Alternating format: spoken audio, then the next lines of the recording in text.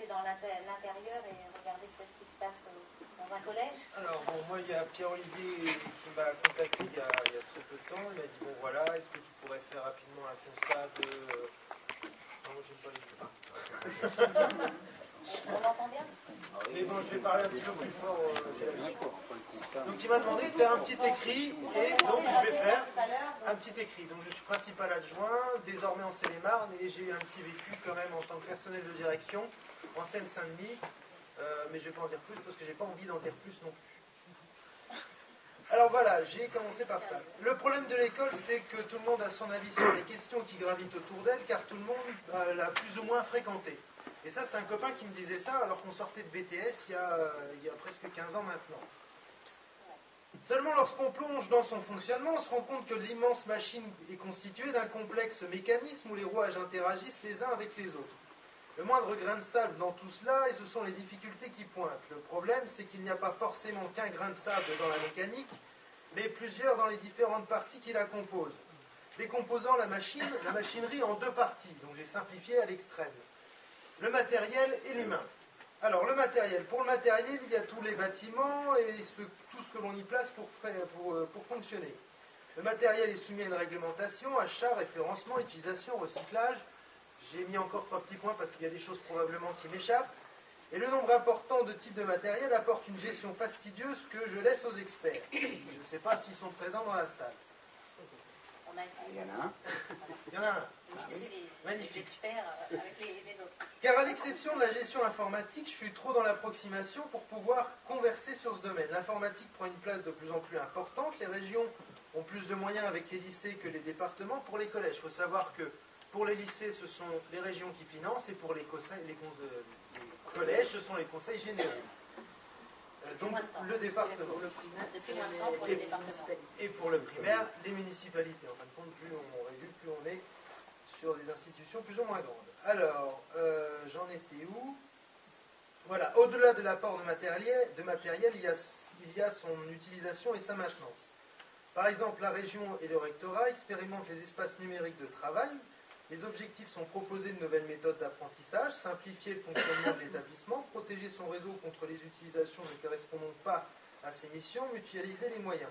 Et j'ai probablement oublié d'autres objectifs. J'ai essayé de faire vraiment ce qui me venait à l'esprit. Dans l'absolu, c'est un programme rassurant, seulement en pratique, cela peut s'avérer difficile à mettre en œuvre. La gestion de ce matériel, tant dans la mise en place des stratégies que dans sa maintenance, est confiée dans les établissements par du personnel de l'éducation nationale. Par exemple, pour un prof, 1 heure de payé, c'est 2 heures de maintenance informatique en réalité. Le personnel chargé de cela n'est pas toujours formé. Heureusement, il existe des formations, plus particulièrement lorsque c'est le personnel de direction qui s'occupe de ce domaine. Le temps est très limité, je dirais même pour les profs, ça devient de plus en plus limité aussi.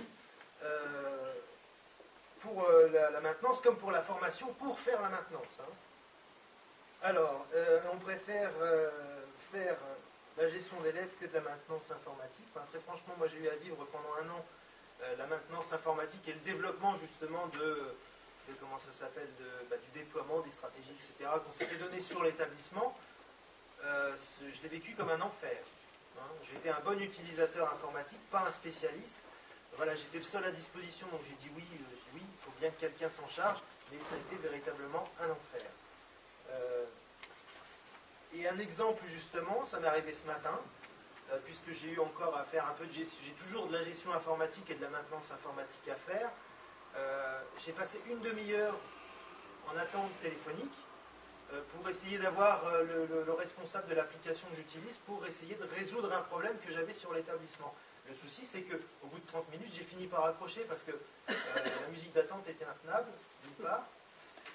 Mais aussi, voilà, au bout d'1 demi-heure, on essaie de faire quelque chose à côté en même temps, mais la musique, c'est pas forcément très agréable. Et puis si on a des élèves à recevoir, on n'est plus trop dans le sujet. Voilà, on n'est pas dans le sujet et on a du mal à se concentrer. Je reste qu'un simple homme, je peux faire qu'une seule chose à la fois. Donc là, c'était sur le volet technique. Voilà, sur le volet technique. Et voilà, pour en revenir toujours à cette année où j'ai eu à gérer les ordinateurs d'un lycée en particulier, j'avais 200 ordinateurs à gérer. Alors évidemment, c'est les ordinateurs, mais c'est aussi les imprimantes, tout le reste, le réseau, c'est d'une complexité atroce.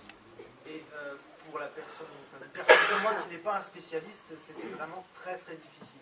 L'établissement que j'ai quitté aujourd'hui, qui a eu une chance extraordinaire de récupérer une personne qui était spécialiste dans l'informatique, parce que venant du privé, a eu de la chance, mais ce n'est pas la chance de tous les établissements scolaires.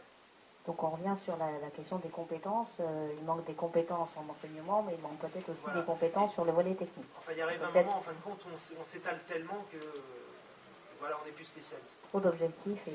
Alors j'en arrive à l'humain, justement, le matériel amène des problèmes de ressources humaines, et pour ce qui concerne cette deuxième partie, on constate déjà la multitude des acteurs de l'école. On les a déjà évoqués tout à l'heure, les élèves, les enseignants, les responsables légaux, les agents, les personnels encadrants, le personnel de direction, les représentants des collectivités locales. Donc pour survivre ensemble, l'Institut a créé d'importantes réglementations, elle ne cesse d'en créer car elle s'adapte encore et toujours pour suivre au mieux l'évolution de la société. Les contraintes financières et la quantité des employés amènent de la part de l'Institut une gestion la plus rigoureuse possible en faisant parfois abstraction de la réalité du terrain. C'est presque fini. Un exemple, le nombre d'élèves amène le nombre d'heures de cours donnés qui donne le nombre de professeurs par établissement. La gestion mathématique de tout cela amène parfois des situations tangentes, souvent établies pour l'année dans un établissement. C'est-à-dire on peut avoir une classe en léger surnombre, mais par rapport à une autre classe qui est en léger sous-effectif. C'est-à-dire qu'on ne va pas avoir la même équité pour tout le monde, pour les élèves comme pour les enseignants d'ailleurs. Donc ça va poser un problème par rapport à ça. On peut aussi avoir la situation de professeurs contractuels, c'est-à-dire des professeurs qui sont pas titulaires, c'est-à-dire qui ne sont pas des vrais fonctionnaires, c'est vraiment des gens qui sont de passage et qui ont, c'est pas des profs, c'est pas des fonctionnaires quoi, c'est ça, c'est-à-dire que c'est des gens qui sont vraiment dans une situation la plus précaire possible. Donc ils peuvent être contractuels.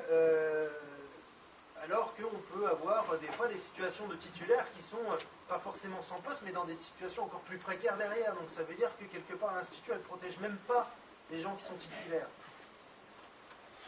Alors, et puis on en vient aussi à une situation qui est arrivée cette année, la suppression des contrats uniques d'insertion, qui a amené une réduction drastique des personnels d'encadrement.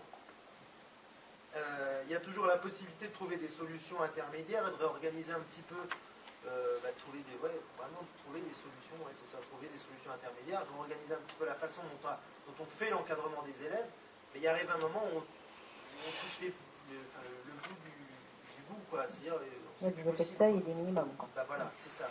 Et suivant les établissements dans lesquels vous pouvez vous trouver, il y a des établissements, voilà, comme en plus le contingent de personnel encadrant est fait de la même manière que le personnel qui va faire l'enseignement, c'est-à-dire c'est au nombre d'élèves qu'on détermine le nombre de surveillants.